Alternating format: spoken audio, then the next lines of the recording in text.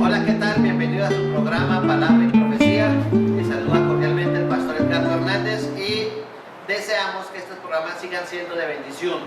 Hoy vamos a tocar el tema sobre la naturaleza del pecado vista a la luz de Levítico capítulo 13 y Levítico capítulo 14.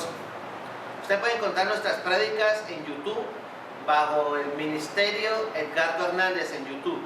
Puede encontrar cualquier cantidad de enseñanzas y prédicas que tenemos para que usted las disfrute y cuéntele a sus amigos sobre estas prédicas que le van a hacer de edificación y bendición a todo aquel que las reciba con un corazón sincero.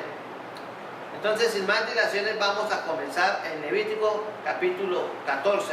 Es uno de los libros olvidados de la Biblia actualmente, pero es el libro que debe leer todo cristiano y especialmente el liderazgo. Leyes acerca de la lepra. Voy a leer nomás unos textos porque son 59 versículos y el tiempo no nos da para eso. Simplemente voy a leer algunas cositas. Dice aquí: habló Jehová a Moisés y a Aarón diciendo: cuando el hombre tuviera en la piel de su cuerpo hinchazón o erupción o mancha blanca, o hubiera en la piel de su cuerpo como llaga de lepra, será traído a Aarón y el sacerdote, o a uno de sus hijos, los sacerdotes, y el sacerdote mirará la llaga en la piel del cuerpo. Si el pelo de la llaga se ha vuelto blanco y pareciera la llaga más profunda que la piel de la carne, llaga de lepra es, y el sacerdote le reconocerá y lo declarará inmundo. Y si en la piel de su cuerpo hubiere mancha blanca, pero que no pareciera más profunda que la piel, ni el pelo se hubiera vuelto blanco, entonces el sacerdote encerrará al llagado por 7 días. Y al 7º día el sacerdote lo mirará, y si la llaga conserva el mismo aspecto, no habiéndose extendido en la piel, entonces el sacerdote lo volverá a encerrar por otros 7 días. Y luego sigue el proceso de cómo era que habían que tratar a los señores que tuvieran lepra, o se presumiera que tuvieran presuntamente lepra. La lepra es reconocida en la Biblia como una enfermedad que afectaba la salud pública de Israel, y tenían que tomarse medidas profilácticas para evitar su contagio. A la vez se le conoce también la enfermedad de los muertos vivientes, porque es una enfermedad que poco a poco va destruyendo la piel lentamente, puede perforarla e incluso tener pérdidas de manos, de ojos, de pies, de dedos, de miembros completos del cuerpo humano, y es una enfermedad supremamente dolorosa, una enfermedad que causa aislamiento social. Y en aquel entonces, persona que sufría de la lepra era aislada socialmente, perdía comunión con su familia, no podía abrazar a sus hijos ni a su esposa, no podía andar abiertamente en la sociedad y vivían fuera de la comunidad. Fuera de eso, perdían sus trabajos. Luego, tener lepra era una hecatombe, una desgracia. Y además de tener esta connotación socioeconómica en ese entonces, también la lepra se toma en la Biblia como un símbolo de pecado. Por eso, el pecado, así como la letra va avanzando poco a poco, lentamente, pero va haciendo daño. Y eso hace que las personas se vayan aislando de la comunión con Dios y de su iglesia. Es importante que ustedes entiendan que la enfermedad de la lepra venía de adentro hacia afuera. Lo mismo que el pecado. El pecado viene de adentro hacia afuera y empieza a manifestarse. Por eso usted ve un niño que empieza con un cigarrillo a los 10, 11 años, y algún amiguito o en el grupo de juego le ofrecen un cigarrillo, y él, por demostrar que no es cobarde, que sí puede, que no le da miedo, empieza a consumir cigarrillos. Y 40 años después termina muriendo de cáncer al pulmón. ¿Dónde empezó su problema? Adentro. Empezó a consumir una sustancia nociva, cancerígena, que con el paso de los tiempos, de los años, de las décadas, lo llevó a su destrucción. Y así pasa con el que empieza con el cigarrillo, con el alcohol, con la tristeza esa de la droga, y así empieza con toda clase de enfermedades morales, éticas, mentales, empiezan por dentro y luego se tiene su manifestación social. Por eso ustedes tener mucho cuidado con el asunto del pecado, es algo profundo y se va extendiendo, contaminando todo su ser, cada área de la vida. Por ejemplo, un chico que entra al mundo de la droga, él al principio cree que encontró la panacea, que encontró la alegría, que encontró lo que buscaba, que puede dominar la droga, que él puede tener todo eso bajo control. Pero con el paso del tiempo el cuerpo le va pidiendo más y más y más, y si él no tiene la capacidad de parar, no pide ayuda, no reconoce su situación de farmacodependiente, entonces va a ser difícil ayudarlo. Lo mismo le pasa con los señores que consumen alcohol. Todos los fines de semana empiezan los viernes, sábado, domingo, y después van pasando que el lunes, una cervecita el miércoles, que la otra el jueves, y cuando se dan cuenta con el correr de los años ya tienen que tomar licor todos los días de la semana para sentirse bien. Porque lo que empezó con una cerveza se volvió ya una dependencia, y eso empieza a destruir su cuerpo por dentro, pero tiene efectos sociales, tiene efectos familiares, empieza a perder el respeto, la credibilidad, y hay un desangre económico, y la persona, hasta que no reconozca que tiene un problema y no pida ayuda, entonces la familia va a tener graves problemas.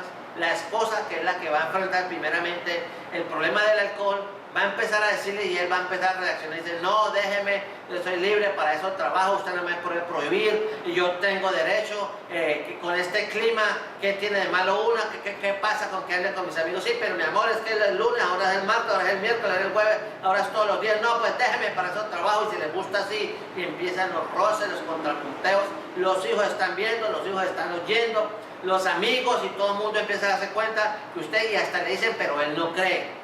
¿Por qué? Porque él dice: no, yo tengo dominio, yo controlo, yo sé lo que estoy haciendo. Y esto, igual que la lepra, va a tomarse cada rincón del cuerpo hasta que lo lleva a la destrucción. Por eso, la lepra en aquel entonces era humanamente incurable. Y cuando se presentaba un caso de lepra en el pueblo de Israel, ¿qué hacía la gente? Iban donde el sacerdote.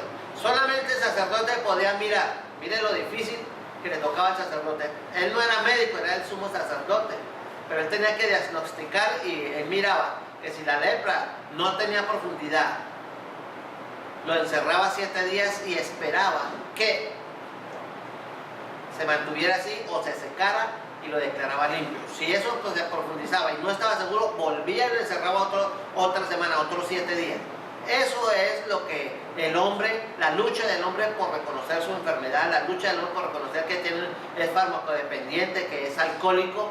Otros no tienen ese problema de alcohol ni de drogas, pero tienen un problema, por ejemplo, en su vida sexual, hay lujuria, son adictos al sexo, son adictos a la pornografía, y eso poco a poco lo va destruyendo, lo va carcomiendo, hasta que la persona queda cautiva, totalmente controlada por ese vicio, o por ese goodwill, o por esa afición, llámese pornografía. Otros le llaman fútbol. Vea hasta dónde empezó, hasta dónde ha llegado el fanatismo por el fútbol, que hoy en día, y usted sabe que no estoy mintiendo, si un joven se pone una camiseta de determinado equipo y se encuentra con otra barra o un grupo de personas que son contrarias a ese equipo, ellas fácilmente lo cogen y empiezan a golpearlo, y si es necesario lo matan, lo hieren, lo agreden físicamente, y cuántas lesiones, y cuántos lutos, y cuánto dolor, y cuánta destrucción.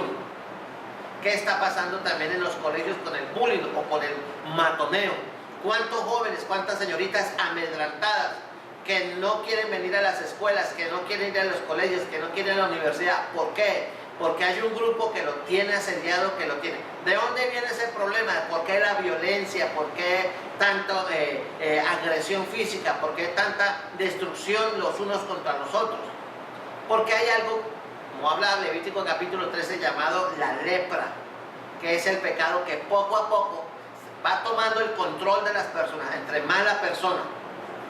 Mire que esto se presenta en el pueblo de Israel, un pueblo que conocía de Dios, que fue llamado por Dios para hacer testimonio al mundo de que sí es posible vivir como una sociedad bajo el poder y la autoridad y el control de Dios, pero ellos fallaron. ¿Por qué? Porque ellos no controlaron, no fueron capaces. El hombre, la sociedad, al igual que en aquel entonces Israel, y al igual que ahora, con toda la tecnología, con todo el conocimiento, con todo el saber humano, el hombre no es capaz de controlar esa lepra que se llama pecado.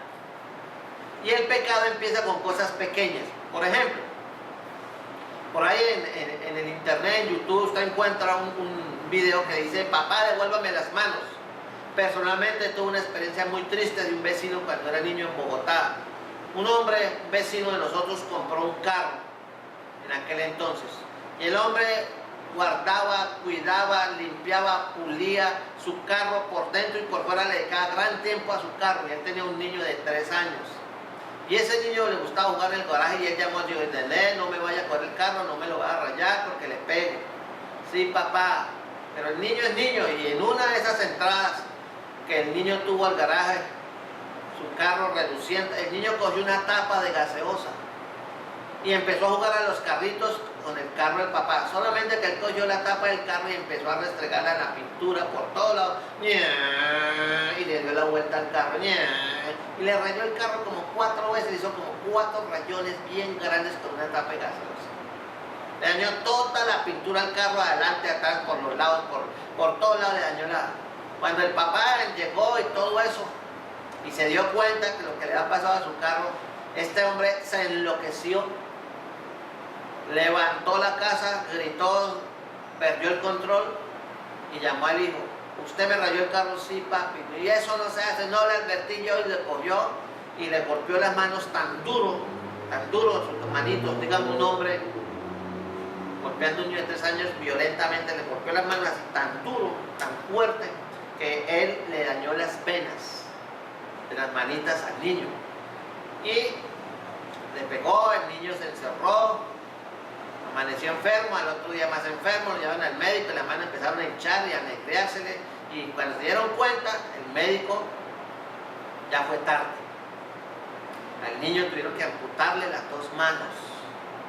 Y el niño, llorando, le decía: papá, ¿cuándo me devuelve las manos? ¿Cuándo me entrega las manos? Eso fue en Bogotá, en un barrio que se llama el barrio Santa Sofía. Yo tenía como unos 11 añitos y nunca se me olvidará eso. ¿Cuál fue el problema? Ese hombre tenía la lepra llamada, o el pecado llamado de la ira, y no tenía control propio.